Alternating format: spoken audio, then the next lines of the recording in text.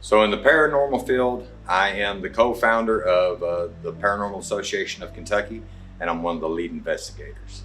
What I do in the paranormal field is I'm a paranormal investigator. I am also the founder of Bluegrass Ghost Hunters here in Kentucky. What I do in the paranormal field is primarily research with some active investigations. I've been researching for going on 20 years, a member of a few different organizations, including one of the oldest organizations in North America, the Vancouver Paranormal Society, and a former member of the Taps family. What got me interested in the paranormal, I grew up kind of scared of the dark. I would have dreams that would freak me out. I always felt like the house that I grew up in was haunted. And I had an experience probably right after high school. My grandmother had passed away, and one night it felt like something sat on the bed and woke me up, and nothing was there. But I could tell she was in the room, and I wasn't really scared after that.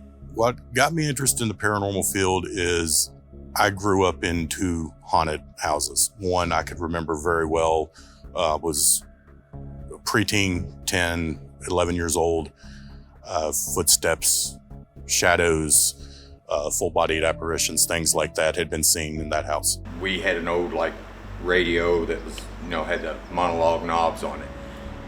We would go to bed listening to a rock station at nighttime. In the mornings we would wake up, it would be on a classical music station. And I don't remember this so much as that my mother tells the story a lot, is that she was in bed one night and she felt somebody get in bed with her and she thought it was her boyfriend. Well, she rolled over to give him a kiss and there was nobody there. She reached up to turn the light on, and when she did, there was the perfect imprint where somebody had been laying, but nobody was there. Some of the most haunted locations I've been to several throughout Kentucky. I think my favorite so far is Octagon Hall in Franklin, Kentucky.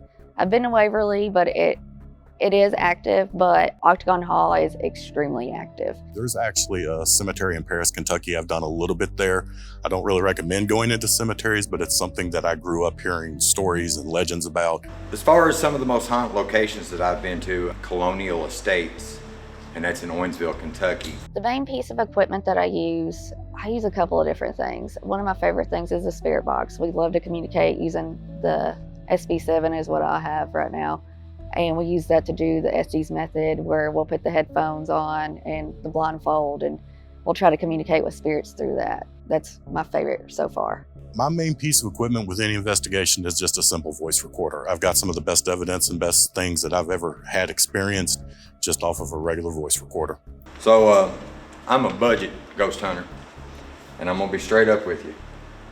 My main piece of equipment is my good old cell phone. The best piece of evidence that I've captured, I've caught here recently. We went to Octagon Hall and I caught a really good picture of an apparition in the photo, and you can see where it looks like a soldier, and it's got the details of the medals and stuff from where they were in the service. My very first investigation, and that was Tar Ridge here in Menifee County.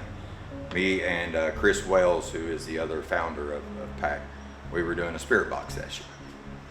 I'd only been around Chris maybe 3 or 4 times at the time. This is the very first time I'd ever been in this location. We didn't hear it with our own ears, but when our camera guy went back to do clips and just to check everything out, he caught it on his camera's audio only. And you hear something say, "Can you hear me?"